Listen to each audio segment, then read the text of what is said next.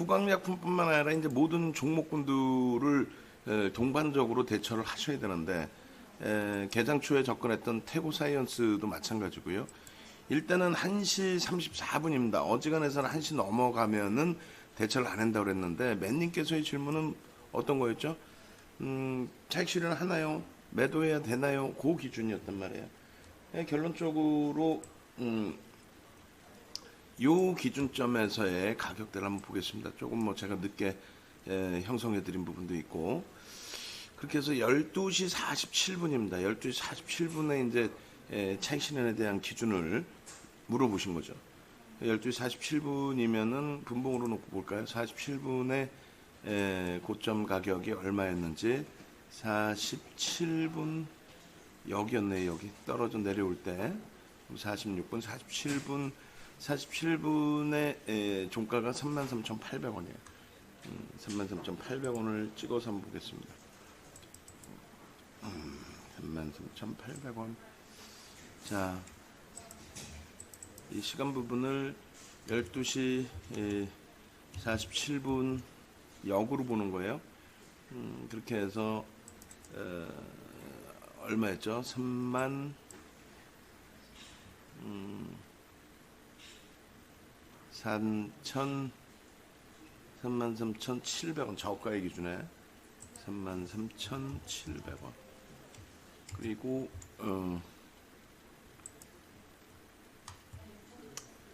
그 당시의 고가가 요 앞전의 고가죠.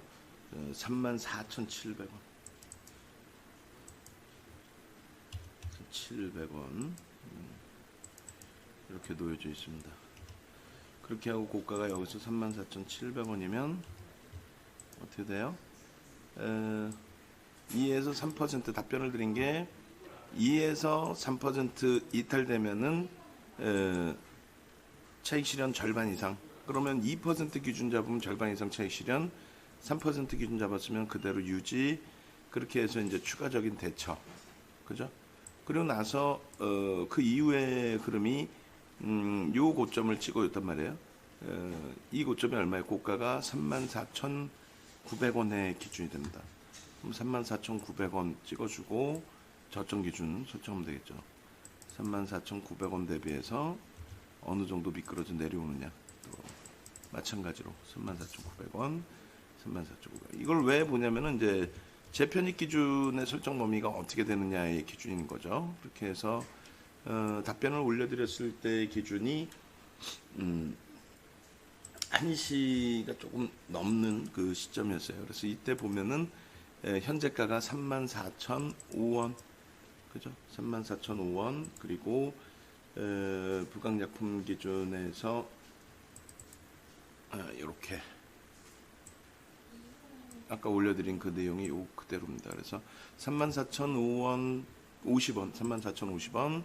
차익 실현 범위가 2%면 34,200원, 그 다음에 3%면 33,900원. 그렇게 됐을 때 현재가가 34,050원이니까 마찬가지로 2% 기준 잡으면 절반 이상 차익 실현, 그 다음에 3% 기준 잡으면 유지. 그 기준점에서 이제 재편입의 기준이 3분의 1과 2분의 1 지점이 32,400원, 33,300원이란 말이에요. 그럼 11% 기준이니까 이 정도 범위는 놓고 볼 수 있겠죠. 물론 이제 그 1시 넘으면 제한적으로 접근한다의 기준이 되고, 기본적으로 이제 가지고 계신 그 기준에서의 전략 기준이 되는데 33,300원까지 내려오질 않습니다. 그러니까 2%의 기준을 잡아서 차익 실현의 목적을 잡았다면은, 그렇다면 절반 이상이 차익 실현이 되는 상황이 되는 거고요. 3% 기준으로 잡았다면은 그 물량 그대로 가져가는 기준이 되죠. 그러나서 이 고점에서부터 다시 밀려 내려올 때의 기준, 3%의 기준, 뭐 이렇게 또 설정을 할 수 있어요.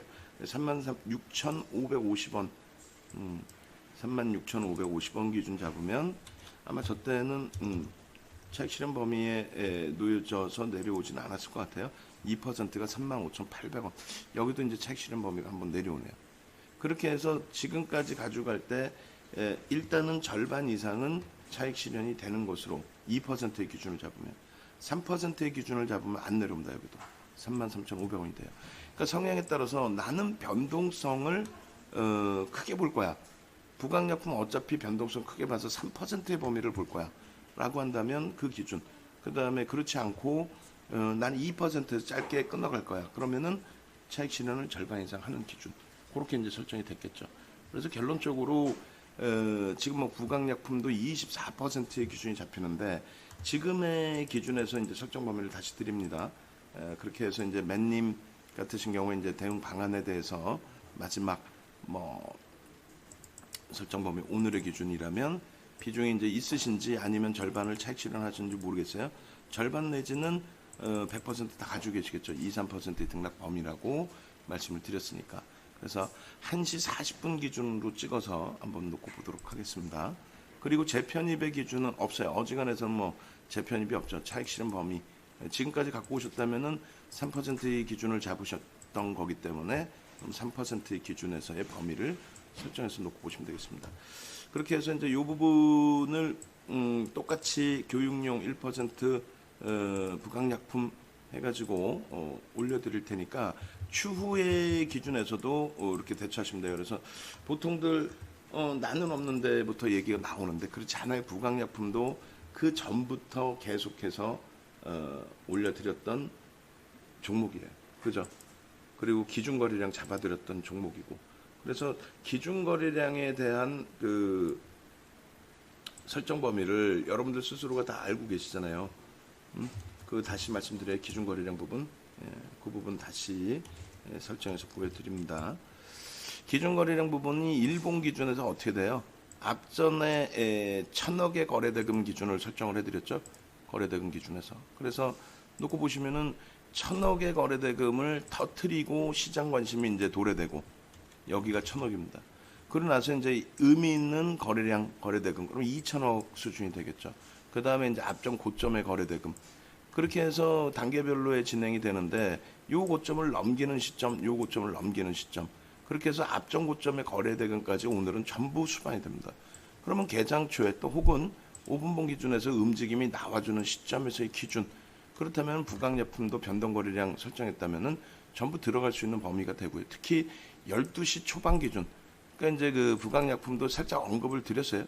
살짝 언급드렸다는 내용이 뭐냐면 다른 게 아니고 오늘 기준에 제약바이오의 흐름이 형성돼 있었기 때문에 그렇다면은 다 들여다볼 수 있다. 그런데 우리는 이제 뭐 제일약품, 파마홀딩스가 상한가잖아요. 상한가 기준에서 이제 충분히 놓고 볼 수 있는 편입의 기준 설정, 뭐 여러 가지 차익 실현의 범위 설정 다 기준점이 잡혔기 때문에 결론적으로 오늘은 이제 뭐 스윙 종목에서 하나솔루션에서 차익 실현이 되고 그리고 제일약품, 제일파마홀딩스에서 상한가의 기준이 되고 또 대웅제약, 대웅에서 또 짝짓기 매매 추가적으로 편입 기준이 설정이 되고 거기에 이제 태고사이언스가 개장 초, 개장 이전부터 편입 또 차익 실현 기준이 되고 결론적으로 이제 부강약품까지 기준에서는 이쪽으로 이제 언급을 드리지 않고 들여다볼 수 있는 범위 설정, 교육 이 정도의 기준만 설정이 된 거죠.